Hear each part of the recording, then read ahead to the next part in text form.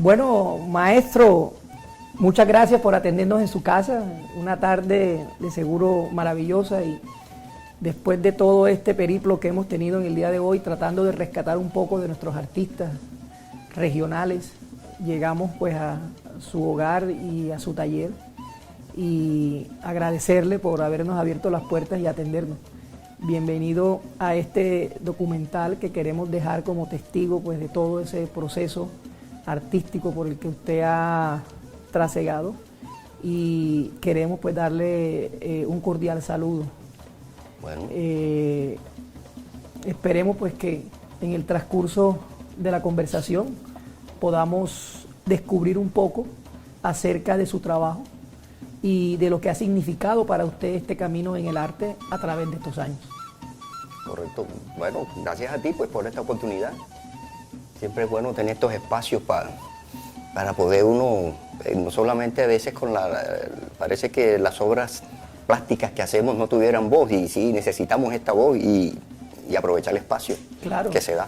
Es una buena oportunidad en Claro. estos tiempos de pandemia precisamente, en donde el arte ha sido una de las formas de poder sacar todo este Correcto. aislamiento en el que nos encontramos y sacar algo tan noble de nuestro ser, nuestra propia existencia, ¿cierto? Y poder a través del arte tener un verdadero significado en medio de tantas dificultades. Quiero pues, primero de todo, decirle que nos motivó venir hasta su casa y tener esta entrevista porque sabemos de su trabajo, sabemos de su trayectoria y sabemos de la importancia dentro de las diferentes técnicas que usted ha tocado que va a tener el arte a nivel regional y a nivel nacional. Así que en primera instancia quisiera conocer un poco acerca de sus orígenes y sobre cuáles fueron sus motivaciones, sus reales motivaciones a hacer un abordaje del arte.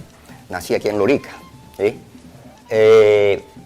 Yo siempre he dicho esto, que hay mucha gente que tiene opciones de escoger.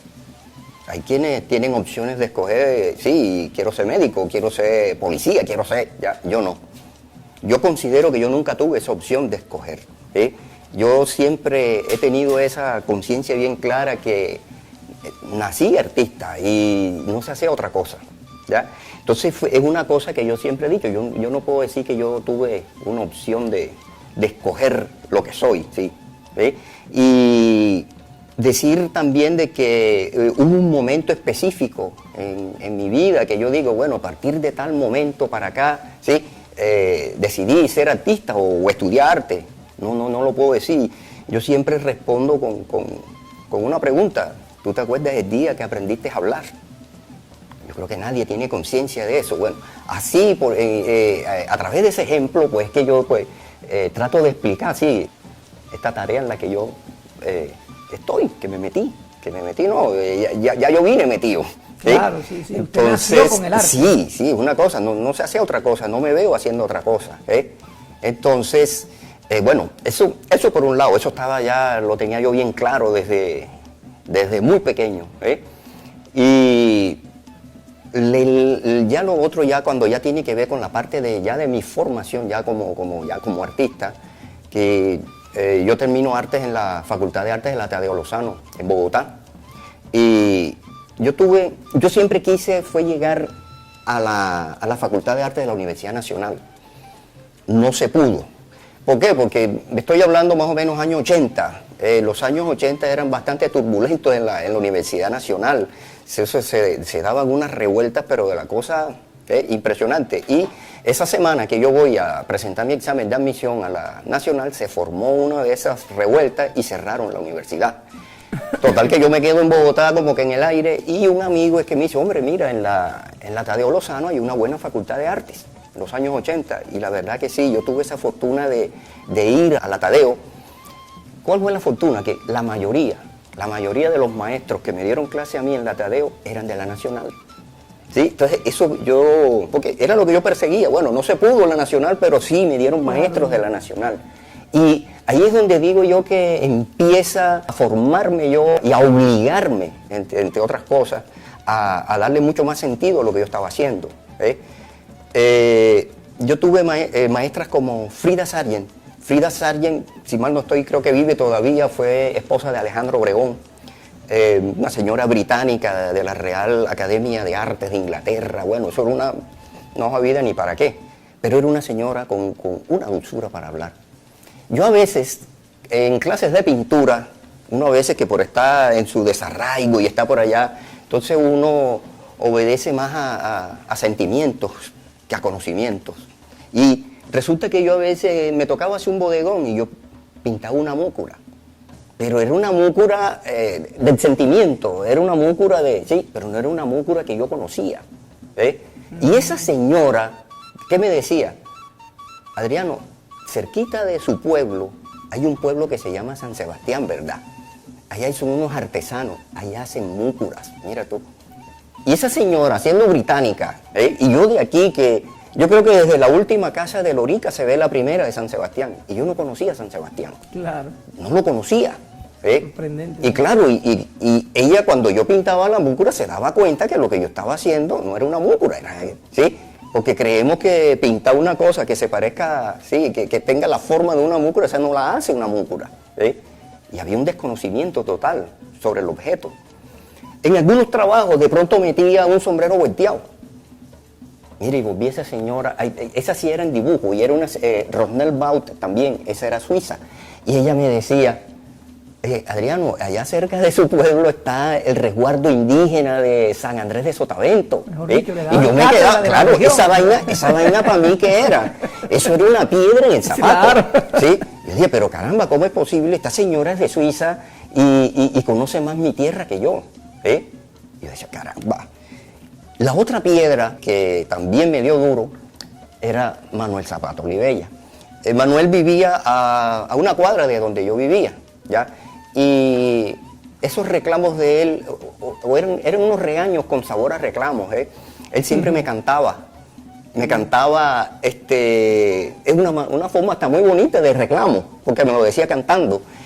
Un pedacito de una canción que decía, pintor que pintaste angelitos en las catedrales, te olvidaste de pintar angelitos negros. ¿Sí? Claro. Y entonces, donde me veía, me cantaba eso. Siempre te cantaba. Siempre me cantaba. Era un regaño, una forma de reclamar. Pero un regaño de reclamo, sí. Claro. Pero ¿qué me estaba diciendo? Oye, tienes que profundizar, busca en tus raíces, tienes que buscar lo tuyo. Eso era lo que él me estaba diciendo. Como me lo decía Frida Sargent, como me lo decía Rosnell Baut. Sí, eso era. Y yo decía, ahora que tú mencionas la palabra buscar, que yo la deseché de mi mente cuando leo a Picasso, porque Picasso decía, no hay que buscar, hay es que hallar. No hay que buscar. Tú te puedes pasar la vida buscando, pero no hallas nada. ¿Ya? Entonces la mejor forma de encontrar cosas es esa, es encontrándolas, no buscándolas. Claro. ¿Ya? Y hallarlas es, lánzate a hacerlas, que de ahí salen las cosas. Claro. Entonces yo me imagino, maestro, en ese orden de lo que usted está planteando, que su entrada realmente al arte empezó precisamente cuando empezó a hallar. Cuando empezó a hallar su esencia. Exacto, de ahí para atrás, mira, es que no podemos hablar de lo que no conocemos, y cuando eso se hace, a veces vemos muchas obras plásticas que se caen por su falta de contenido, por esa fuerza que es la que le debe dar la vida. Son muy superficiales, y uno dice, o como cuando uno a veces lee un libro, ¿cuántos no aspiran a ser poetas? Y tú lees y dices, pero caramba, este tipo está hablando del hambre, pero carajo, nunca ha pasado hambre. ¿Sí? No puedes hablar de eso.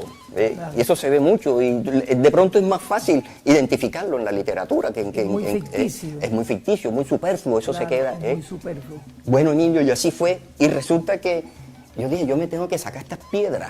Sí, porque no eran 3 piedras que tenían los zapatos. Y trata de caminar tú con una piedra en el zapato, no puedes. Tienes que pararte y tienes que quitártela para poder seguir caminando. Y fue lo que hice. Cuando yo terminé académicamente, yo lo que hice fue, me metí de cabeza en San Sebastián. Yo no conocía San Sebastián. Y yo pero ni siquiera tenía idea de trabajar cerámica, porque yo fue a hablar con Marcial Alegría. Yo fue a hablar con Marcial, ya nosotros nos conocíamos y todo eso. Porque la pintura era el vínculo pues que nos estaba uniendo, ¿ya? Y mi conversación iba a girar en torno a eso. Resulta que cuando yo estoy en la casa de Marcial, yo miro hacia la cocina y yo veo a la mujer de él haciendo una olla de barro en la cocina. Claro. Y eso a mí me impactó tanto que yo dejé a Marcial hablando solo y me fui para la cocina a hablar con la señora, porque Claro. me impactó. Me impactó esa forma como ellos hacen los utensilios. Ellos desconocen el torno todavía, nunca utilizaron el torno, y toda esa concepción de construir la pieza cerámica obedece más a la escultura que a otra cosa. ¿Ya? Claro. ¿Ve? Y eso me impactó, y así fue que, bueno, de ahí me fui cuando unos hermanos de Marcial, que esos eran ceramistas todos, Dionisio Alegría, que fue con el que más, y me quedé con ellos. Entonces yo pasaba todo el día en San Sebastián, yo venía ya que era en la noche, ¿ya? Y al día siguiente otra vez. Entonces Claro, me iba con aprendiendo. ellos para la ciénaga, bueno, cómo es el barro, y Claro. me enseñaron todo el proceso, pero fue de compenetración. Entonces fue una cuestión de, aprendí cultura, aprendí de todo, Claro, de claro, todo. así es. Y yo creo que eso es lo que le ha dado de pronto cuando tú ves mi trabajo, oye, sí, ahí hay un respaldo que está respaldando esa obra, pero ¿por qué? Porque todo eso fue vivido, todo eso fue sudado. Claro, ¿ya? exactamente. Y así es. entonces ellos me enseñan todo ese proceso. ¿Sí? Es más, cuando yo termino artes, en el pensum de la escuela no había cerámica, que yo ni siquiera la estudié. No había cerámica en el pensum. Y mira tú, después de mi tesis, hoy hay cerámica. en el No sé pensum. si de pronto influyó la tesis, no sé, pero ya hay cerámica, pero no había ni siquiera. O fue valorada. a Claro, partir de ese porque es momento. que eso fue lo que yo traté de hacer después. Entonces, había otra piedrecita que tenía que sacarme también, que era lo del famoso sombrero, que también. Así que de San Sebastián yo me fui para Momil. Y en Momil también allá había o hacen todavía un proceso cerámico. Y allá de Momil, acá había un pueblo, San Nicolás de Bari, queda aquí a la orilla del Sí, río. sí, ¿ya? claro, Y ese ahí me impactó más todavía. Me impactó más porque ahí en San Nicolás de Bari se ha detectado que hubo palenques africanos por esa zona. Y a la conclusión que yo llegué es a esta, que cuando yo veo cómo levantan las ollas en San Sebastián es netamente indígena, pero como lo hacen en San Nicolás de Bari es totalmente diferente. Y yo dije, caramba, ¿qué pasó aquí? Aquí pasó algo. ¿Por qué? Porque las formas de desarrollo tecnológico de hacer las piezas en cerámica acá es diferente. Yo decía, pero si esto es un espacio geográfico tan reducido, Limitado, tan limitado, ¿qué pudo pasar? ¿Ya? Y me tocó, todas esas cositas que yo fui encontrando en el camino, que yo veía, me tocaba irme a los libros. Ya, no Para teníamos poder el entender. internet hoy, si hubiera tenido internet todo hubiera sido más fácil. Entonces a buscar libros de arqueología, de antropología, ¿qué pasó? ¿Ya? Claro, Resulta que aquí todas esas influencias fueron africanas. La forma como ellas levantan las ollas de barro acá tiene una influencia africana Claro. impresionante. Fue diferente. Y tú ves más o menos la fisonomía de la gente de San Nicolás de Bari, tú ves mucho sambo ahí. Y el sambo fue precisamente esa unión del negro con el indio. indígena, sí, sí. Con el indio, cosa que tú no ves en San Sebastián. San Sebastián es más indígena, pero acá es otra cosa. Acá Claro. se ve mucho sambo.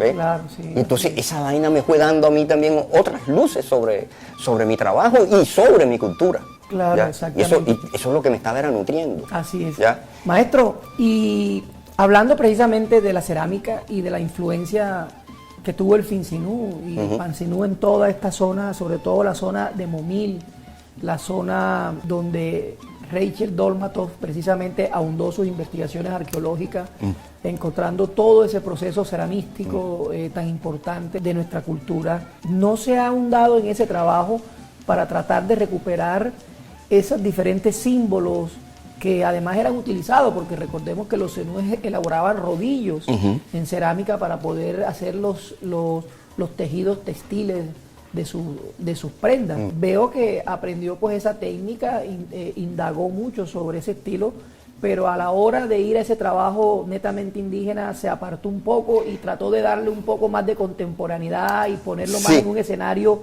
mucho más moderno. Yo siento un respeto tremendo por esas formas, por esos diseños, ¿ya? Porque, ¿qué te digo? Yo dejé un poco de lado eso, ¿sí? Y bueno, tenía pues ya mi formación de artista plástico, quería desarrollar más lo figurativo. Yo siempre he sentido una atracción Yo no sé si soy yo o es lo figurativo en mí, pero que no me quiero ni yo desprender, ni el figurativismo se desprende de mí. ¿Ves? Y entonces, de pronto pudo ser eso, ¿ves?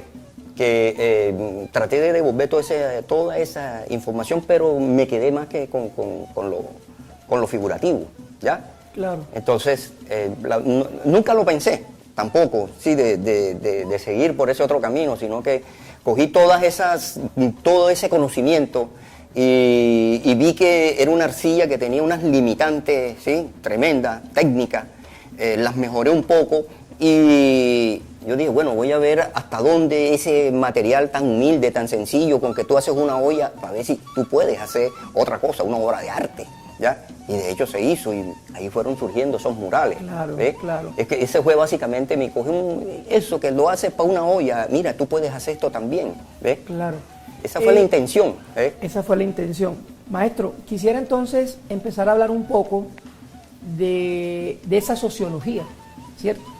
Como lo dice Hausmann, ¿sí? En su texto de Sociología del Arte, la forma del respeto, ¿cierto? De la obra versus al artista, que además lo referencia usted mucho en estos grandes personajes como Zapato Olivella. Podemos observar de fondo un rostro del doctor Elías y de esas grandes personas que nacieron en Lorica, que son parte de los estandartes culturales de nuestra nación, ¿cierto? Y que de una u otra forma usted ha estado dentro de todo ese caldo de cultivo de estos grandes intelectuales que ha dejado nuestra región, además de todos estos grandes comerciantes y estas grandes migraciones que entraron pues por esta región. Ha significado mucho toda esta influencia, porque también entiendo usted tiene dentro de sus ancestros también ese pasado migrante, ¿cierto? Sí, que claro. pudo haber permitido también sacar eso para poder hacer su arte. Claro, yo estoy plenamente convencido que sí. Tocaste alguna cosa de estos personajes y yo toco siempre, y yo creo que está muy relacionado con lo que me estás preguntando. Hay algo que para mí es importantísimo, sobre todo estos trabajos que están en los espacios públicos, y es la memoria. ¿Ya? Ahí está. Que recogemos cosas y están ahí, ¿sí? Pero yo siempre planteo que porque si tú haces siempre una pregunta, y dices, bueno, ¿qué es la memoria o para qué es la memoria? Siempre te van a decir, no, que es para recordar. La memoria no es para recordar. La memoria es para saber qué hacemos con lo que recordamos. A mí no me interesa, ¿sí? Que en mi trabajo lo vean como así, aquí esto tuvo un pasado rico, o tú viniste de tal parte y ya, estás recordando, ¿ya? Pero la memoria no es para recordar. La memoria es para saber qué hacemos con lo que recordamos. Y mira, hay un pasaje hasta bello y hermoso en 100 años de soledad, cuando llega la peste del insomnio, que a la gente se le empieza a olvidar el nombre de las cosas, el nombre de la silla, entonces empiezan a anotar, mira tú, anotan silla, mesa, y llenan la casa ¿ya? Pero ¿qué pasó? Que ya después llega el momento que tenían que decir, pero ¿para qué es la silla? Entonces tenían que poner, la silla es para sentarse. Entonces, ¿viste? Claro. ¿Dónde está el proceso de la memoria ahí? Claro. No es para recordar. Si fuera para eso, mira tú lo que pasa hoy que se habla del Centro de Memoria Nacional, para recordar. Entonces, si estamos recordando, si la memoria es para eso, ¿por qué se siguen cometiendo masacres? ¿Por qué sigue el narcotráfico? Porque estamos haciendo el ejercicio mal hecho. Al revés. Al revés. Porque no es para recordar. Es para saber qué hacemos con lo que recordamos. Y entonces eso ha sido una insistencia mía en este tipo de trabajo. Claro. Cuando pongo un personaje de eso ahí, yo no estoy pidiendo que lo recuerden, sino que mira, esto es un espejo donde tú te tienes que mirar. Claro. Cuando tú ves ahí en ese trabajo que está aquí en el malecón, hay una cantidad de productos que se hacían y eran iniciativas de la gente de aquí, ¿sí? Eran productos y que salían, pues tú sabes, bueno, los nexos de Lorica hasta el año 50 fueron muy estrechos con Cartagena, claro. Y entonces toda esa cantidad de productos se comercializaban allá, Pero, mira, y hay unos ejemplos tan sencillos, y bueno, duró casi 100 años el Café León, que nació aquí. ¿Y cómo nació? Muchas veces no se necesita plata para generar un producto. El señor de León se dio cuenta, Juan H. de León, que le decían, él se dio cuenta de que, tú sabes que el café antes venía en grano, la gente tenía que tostarlos y molerlos. Y él, ¿qué hizo? Vino, se dio cuenta de eso y él mismo lo molía en su casa y lo metió en unas bolsitas de papel. Y él salía a venderlo. ¿Ya? Y la gente de aquí dejó de hacer eso en su casa. Sí, ¿por qué? Porque ya el viejo Juan H. de León lo hacía. ¿Ya? Claro. ¿Viste? Eso fue una iniciativa y creció una industria así. Hizo una industria de Café León así, grande. Claro. Que perduró hasta hace poco.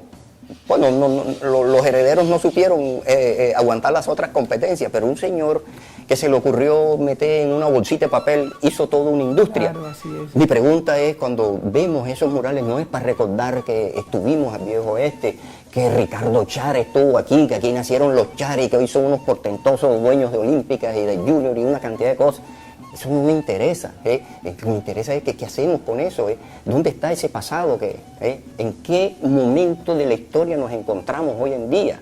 Claro, así es. Estamos en un total atraso.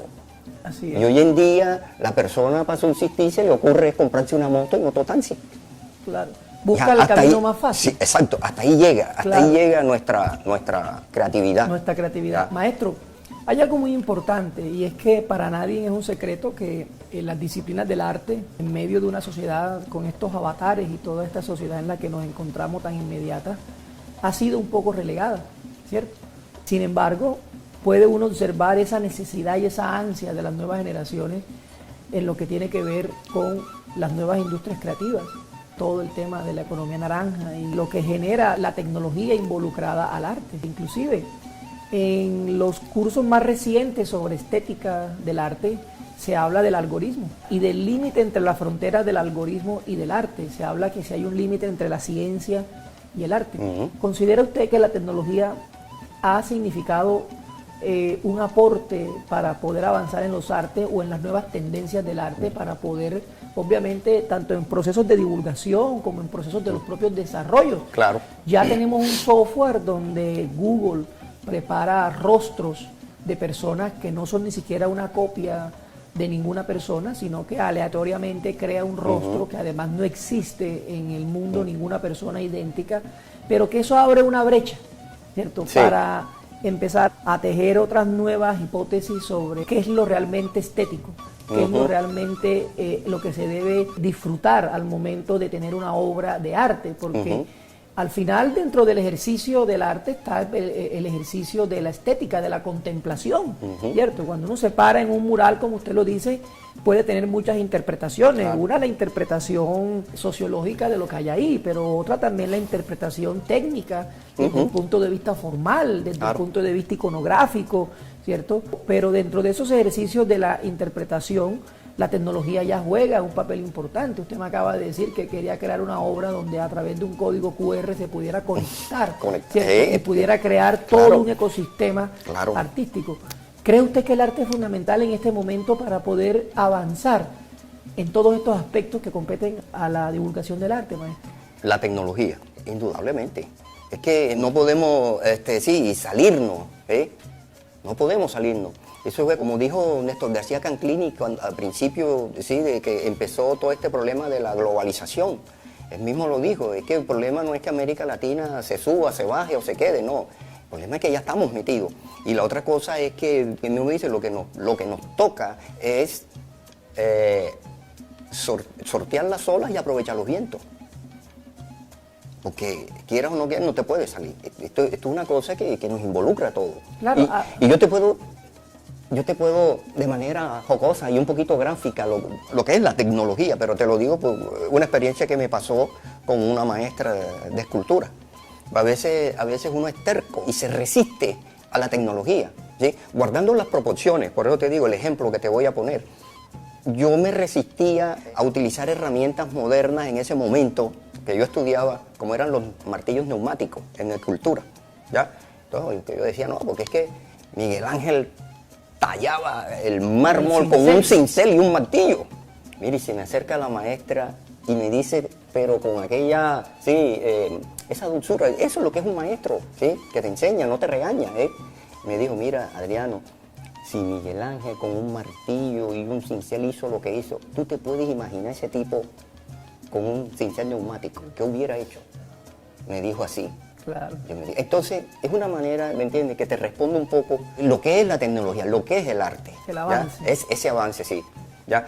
No te voy a decir como le dijo Alejo Durán a David Sánchez Juliao en una de sus entrevistas. Cuando David le pregunta, bueno, maestro, ¿y usted qué está, esa nueva ola del vallenato, ¿sí? ¿Usted está de acuerdo? ¿Usted qué? ¿Sí? Dice, hombre, Davo, yo, sí, ajá, la nueva ola, bueno, yo estoy de acuerdo de que progrese el vallenato con tal de que no progrese yo. Cierto.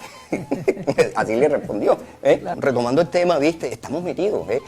Por eso, viste, de una manera muy... El ejemplo que te puse ahora con la escultura de Manuel, que se le agrega un código QR, ¿sí? Hay un equilibrio de cosas. ¿Por qué? Porque si vemos la escultura, está enmarcada netamente dentro del academicismo, ¿sí? Dentro de lo figurativo, que parece ser que de pronto no iba a tener un contacto con tecnologías, ¿ya?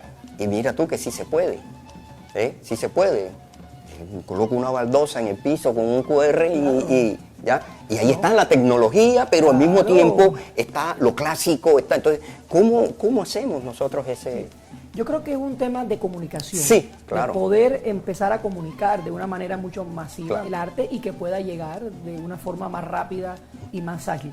Maestro, quiero entrar ya en lo netamente artístico, que tiene que ver con el manejo de su técnica, el manejo de, ya habló de la cerámica, Sí. cuáles fueron sus inicios, cómo se indujo en la cerámica, pero también yo conozco sus obras pictóricas, ¿cierto? Yo traté... no la ha dejado, todavía la sigue haciendo, ¿cierto? Traté de ser pintor, pero no. De ahí brinqué y me olvidé de la pintura. Se olvidó de la Sí, pintura, me olvidé porque, no sé, llega un momento, es bidimensional, ¿ya? Y ya tú no, pero la escultura, el relieve, ¿sí? Entran en juego una cantidad de... Entra en juego la luz, entra en juego las luces, las sombras, los colores, Claro. Entonces, tú tienes como que un lenguaje mucho más rico para explorar, ¿ya? Claro. Y un solo objeto te puede decir tantas cosas, ¿ya? Pero la pintura siempre va a ser la pintura, y ahí, hasta ahí. Entonces, esa falta de movimiento de la pintura, esa falta de querer expresar más allá ¿sí? De la tela para afuera, caramba, eso me frenaba. Y yo tengo que reconocerlo, que técnicamente yo hoy miro algunas de esas pinturas y digo, caramba, o la vuelvo a hacer o yo no la muestro. Claro. ¿Ya? Pero los dibujos es otra cosa, ¿ya? Porque yo siempre he dicho, yo me considero más un dibujante que un pintor. Claro, un dibujante. Porque yo puedo utilizar, el hecho de que tú utilices como material la pintura no necesariamente quiere decir que el resultado sea una pintura. Hay pinturas que parecen es dibujos, ¿ya? Son unas pinturitas lavadas, que porque el tipo usó pintura, eso no la hace pintura, ¿ya? La pintura es un lenguaje, es un lenguaje, ¿ya? Entonces, nosotros podemos estar haciendo dibujo con pinturas, y pasa mucho ese caso, Entonces, pero ahí se necesita esa sensibilidad, ¿ya? De ver lo que en realidad, si es pintura o es dibujo. Si es Pues yo he visto pintura. muchas pinturas que son es dibujo. Claro, Están llenas de colores, pero son dibujos. claro, claro. Entonces yo siento mucho más y de hecho en mis trabajos, en mis relieves y en todo esto, está el dibujo, es dibujo básicamente. Claro. Bueno, fíjate que ya viendo un poco acerca de lo que tiene que ver con la cerámica y la pintura, el lápiz como tal, ya hubo un momento, ¿cierto? Que ya Sí.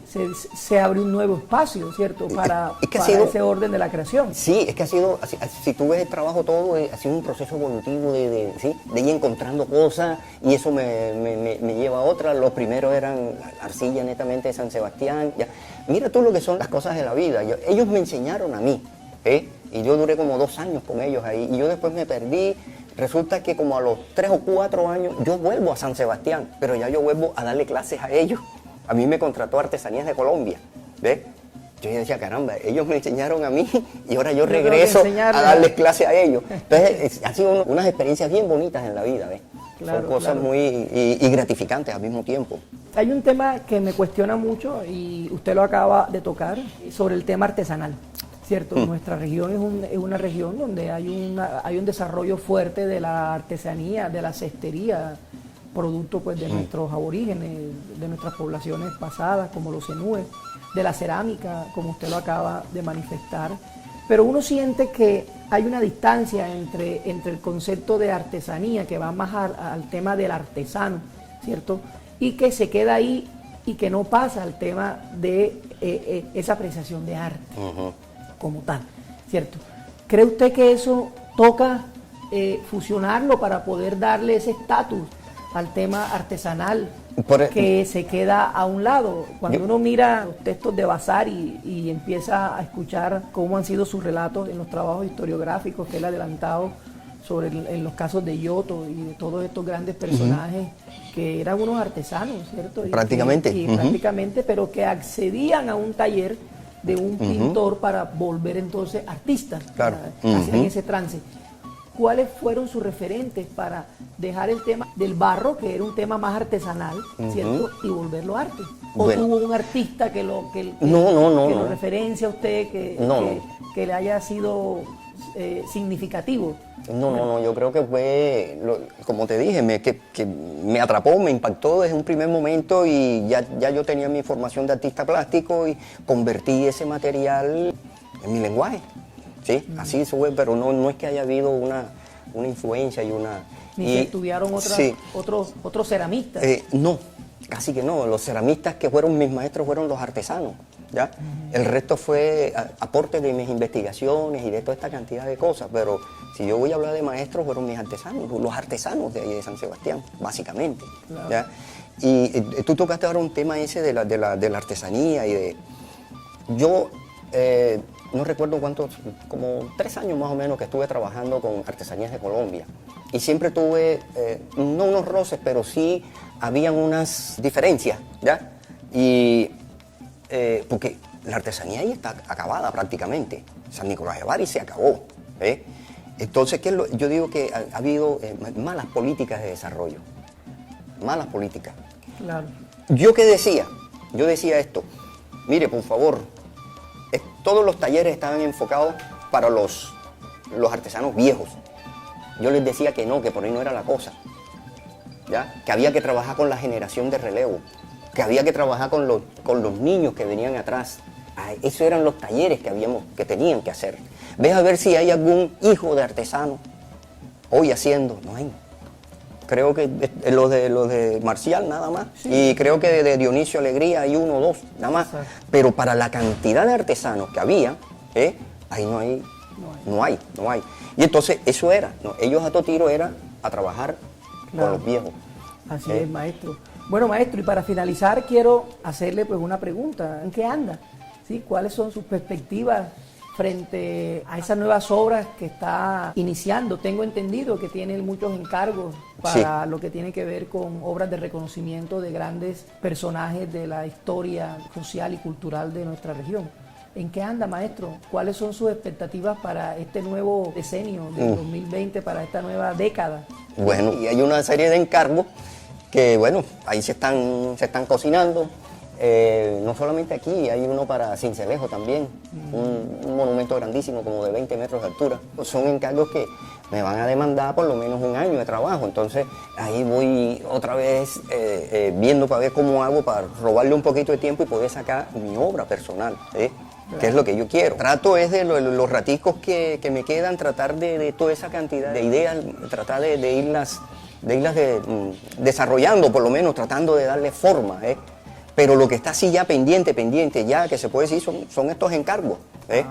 Y bueno, la obra va a tener que esperar. Así es. Bueno, maestro, de todos modos, queremos darle gracias porque ha sido un espacio maravilloso para este ejercicio que estamos haciendo de poder dejar grabado estas anécdotas y todos estos aconteceres de la vida de un artista tan importante como es usted para la región de las artes y la cultura de nuestro bello departamento. Y también para toda nuestra comunidad académica que nos va a acompañar en todo este proceso de divulgación y en todo este ejercicio. Muy próximo tendremos la obra Pistilo, la colección Pistilo. Otro encargo que estará que ya disponible está, a partir debe estar del listo esta semana. Exactamente, a partir del próximo mes. Sí. Y que haremos un gran evento para hacer lanzamiento de esta obra, la cual la tendremos en el Museo Sinú de la Universidad del Sinú por 3-4 meses, ¿cierto? Correcto. Porque serán 4 colecciones que vamos a tener durante todo el año del 2021 y vamos a contar con una de sus obras. Muchas gracias, maestro Adriano, por este espacio y esperemos volvernos a encontrar en estas nuevas líneas del arte, de la historia del arte, que es un tema nuevo para nosotros, pero que de seguro va a generar mucha expectativa para poder seguir trabajando todos estos aspectos, porque hace parte y necesitamos rescatar. Fíjense que estamos en una búsqueda precisamente de esos baluartes del arte para empezar a difundir a nuestras nuevas generaciones la importancia que tiene el arte hoy en día en nuestra sociedad. Muchas gracias, maestro, y esperemos pues que sus obras sigan dando grandes frutos. Gracias, Emilio. Gracias a ustedes.